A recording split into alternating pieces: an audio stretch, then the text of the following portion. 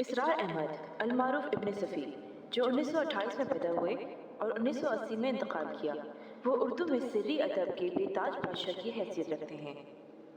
Imran series اور جاسوسی دنیا کے 245 ناول، فریدی، حمید اور عمران جیسے لافانی کردار اور بہت سے طنزیہ اور مزاحیہ مضامین اور شاعری تخلیق کر کے انہوں نے اردو ادب میں اپنا نام امر کر لیا ہے۔ خرم علی شفیق ایک نامور محقق، تاریخ داں، ماہر تعلیم، ڈرامہ نگار اور ماہر اقبالیات ہیں۔ انہیں صدارتی ایوارڈ بھی مل چکا ہے۔ سائیکو مینشن میں خرم علی شفیق نے ابن صفی کے ناولوں سے ایسے اقتباسات پیش کیے ہیں جو ان کے ایک جمہوری ادیب ہونے پر دلالت کرتے ہیں۔ جمہوری ادیب کی اصطلاح اردو ادب میں خرم علی شفیق کی متعارف کردہ ہے۔ وہ سر سید احمد خان، مولانا محمد علی جوہر اور علامہ اقبال کے ساتھ ساتھ ابن صفی کو بھی جمہوری ادیبوں میں شمار کرتے ہیں۔ خرم علی شفیق صاحب کی تالیف کردہ اور مرتب کردہ کتاب سائیکو مینشن 2 حصوں پر مشتمل ہے۔ پہلا حصہ جمہور نامہ اور دوسرا حصہ مزاح نامہ۔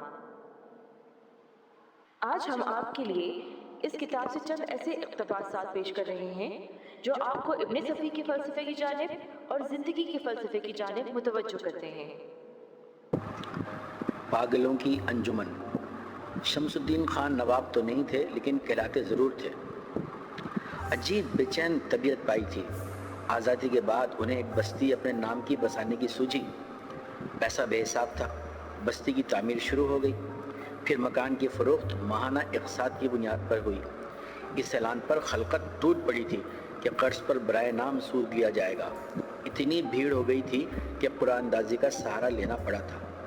بہرحال بستی بسنے میں دیر نہیں لگی تھی۔ بستی کا نام شمس آباد رکھا گیا۔ نواب صاحب یعنی خان بہادر شمس الدین خان نے اپنا محل بستی کے وسط میں بنوایا تھا اور وہاں تنہا رہتے تھے۔ دوسرے لواحقین شہر کے کسی دوسرے علاقے میں مقیم تھے۔ دراصل نواب صاحب کی اپنے خاندان والوں سے بنتی نہیں تھی۔ ان کی افتاد طبع سے نپٹنا ان بیچاروں کے بس سے باہر تھا۔ بھلا کون برداشت کر سکے گا کہ خاندان کا سربراہ دوسروں کی نظروں میں ایک مسخرے سے زیادہ حیثیت نہ رکھتا ہو۔ خان بہادر نواب شمس الدین خان کی بے چین طبیعت روز نئے نئے گل کھلاتی۔ ایک دن شمس آباد کے باسیوں نے دیکھا کہ بستی کے سرے پر لگا ہوا شمس آباد کا بورڈ اتارا جا رہا ہے۔ لوگ سمجھے شاید اس کے رنگ و روغن کو دوبارہ تازگی بخشی جائے گی، لیکن جب دوسری صبح انہوں نے شمس آباد کے بجائے پاگل نگری کا بورڈ دیکھا تو اچنبھے میں پڑ گئے۔ بڑی دیر تک تو کچھ سمجھ ہی میں نہ آیا کہ معاملہ کیا ہے۔ پھر بستی کے سربرآوردہ لوگوں کو نواب صاحب سے استفسار کرنا پڑا۔ اس پر نواب صاحب نے بے بانگ دہل اعلان فرما دیا کہ آئندہ 5 سال کی اقساط پر سود معاف کیا جاتا ہے۔ 5 سال کا جو سود بنتا ہے وہ قرضے داروں کو نہیں دینا پڑے گا۔ کوئی اس بورڈ پر اعتراض نہ کرے۔ اس دن پوری بستی میں جگہ جگہ میٹنگیں ہوتی رہی تھیں۔ پھر یہ طے پایا تھا کہ نواب صاحب کی بات مان لی جائے، حرج ہی کیا ہے۔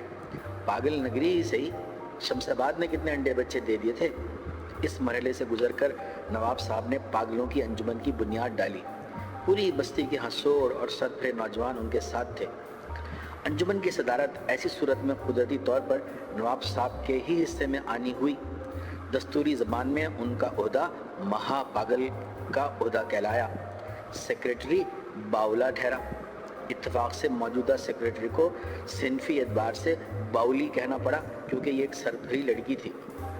جوائنٹ سیکریٹری خپتی کہلایا۔ سنجیدہ لوگ دور سے دیکھتے لیکن بہرحال ان کے دل بہلنے کا سامان بھی ہو گیا تھا۔ پوری بستی میں زندگی کی لہر دوڑ گئی تھی۔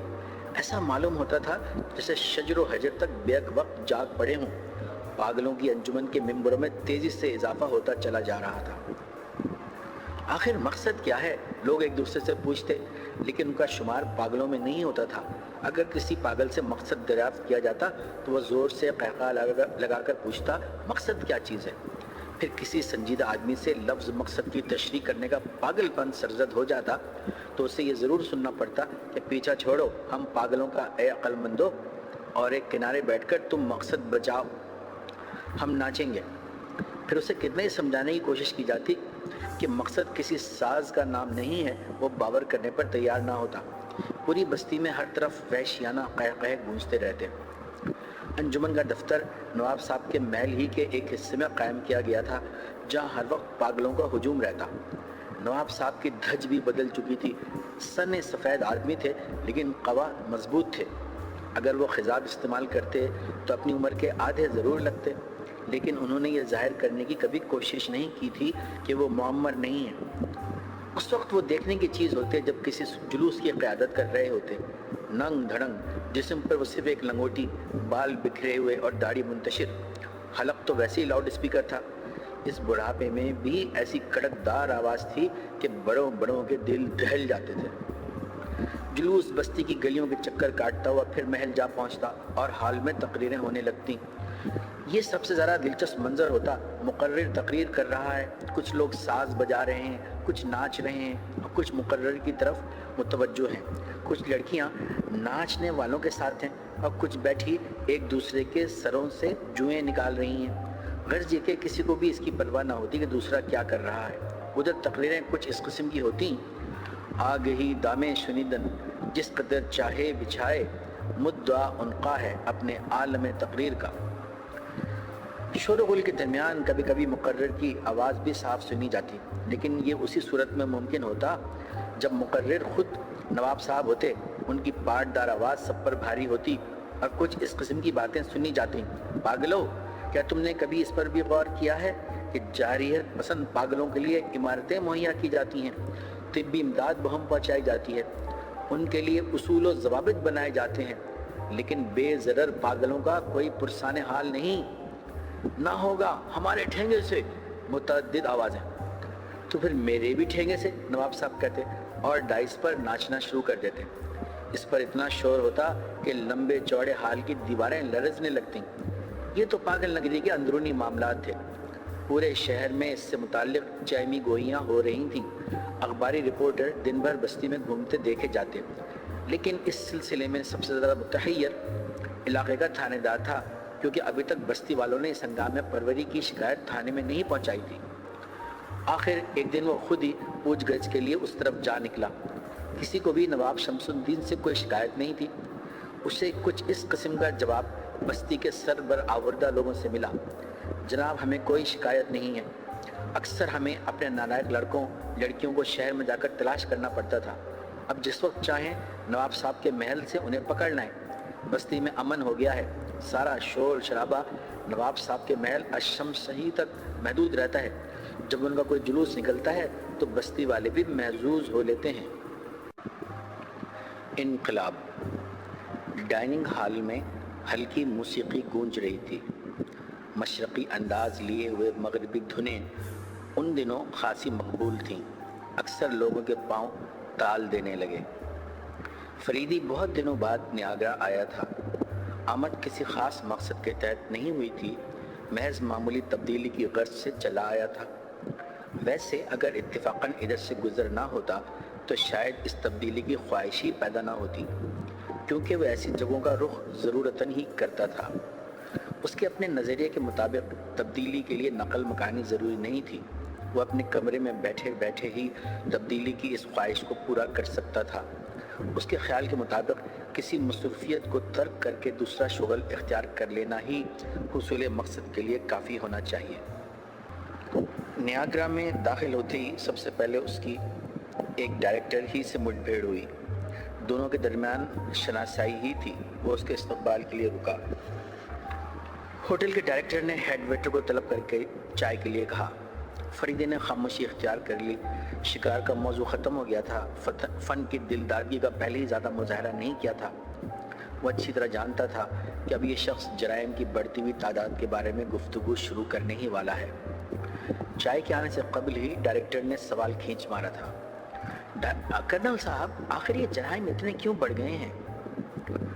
جھلاہٹ کی بنا پر، فریدی بولا۔ میں نہیں سمجھا جناب۔ آبادی بڑھ گئی ہے، وسائل محدود بھی ہیں اور چند ہاتھوں کا ان پر قبضہ ہے۔ جھلاہٹ والی بات تو رہی گئی، اسی طرف آ رہا ہوں۔ دولت مندوں کو مزید دولت مند بننے کی آزادی ہے اور عوام کو قناعت پسندی کا سبق دیا جا رہا ہے۔ ایسی صورت میں اس کے علاوہ چارہ بھی کیا ہے؟ چارہ ہی چارہ ہے اگر خود غرضی اور جاہ پسندی سے منہ موڑ لیا جائے۔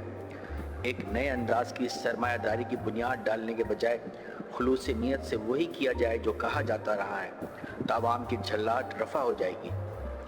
ضرورت ہے کہ انہیں قناعت کا سبق پڑھانے کے بجائے ان کی خودی کو ابھارا جائے، جیسے بعض دوسرے ممالک میں ہوا۔ نہیں صاحب، خودی کو قوالوں ہی کی طویل میں رہنے دیجئے، ڈائریکٹر ہنس کر بولا۔ فریدی بھی مسکرایا۔ چند لمحے خاموش رہ کر ڈائریکٹر نے کہا، آپ تو انقلابی معلوم ہوتے ہیں کرنل صاحب۔ حدود اللہ میں رہ کر یقیناً انقلابی ہوں۔ اللہ اس پر کبھی برہم نہیں ہو سکتا کہ کوئی قوم اپنے حالات کو مد نظر رکھ کر اپنے وسائل کی تقسیم کا مناسب انتظام کر لے۔ بات تو سچی ہے جناب، ہماری تاریخ میں ایسے سربراہان مملکت بھی گزرے ہیں جو سر کے نیچے اینٹ رکھ کر کھردرے فرش پر سویا کرتے تھے اور اپنے لیے محل نہیں بناتے تھے۔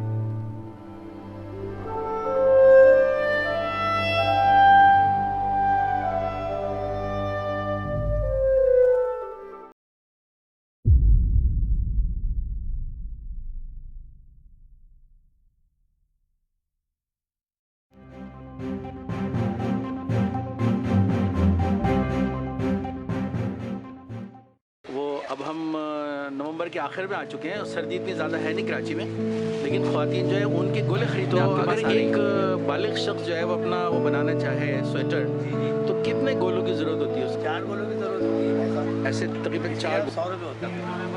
2 سویٹر کا سویٹر بنتی ہے کہ اس دکان پہ کافی اون وغیرہ لوگ خرید رہے ہیں اور سردی بھی آ رہی ہے، تو آپ نہیں خرید رہے، کیا وجہ ہے؟ اور کراچی میں اتنی خاص سردی سیزن میں اس میں آلریڈی اب چیز ہوتی ہے، لیکن یہ آؤٹ سیزن میں اس میں ڈیزائننگ کے طور پر بنانے کے کام آتا ہے۔ جیسے کارپیٹ بنتے ہیں، چانا باتیں بنتی ہیں، مہمان میں باج پانی میں کھایا جاتا ہے، تو وہاں سے اسٹوڈنٹ جو ہے یہاں سے پرچیز کرتے ہیں، اس سے ڈیزائننگ بنتے ہیں، اور یہ اس کا سیزن ایکول ہے۔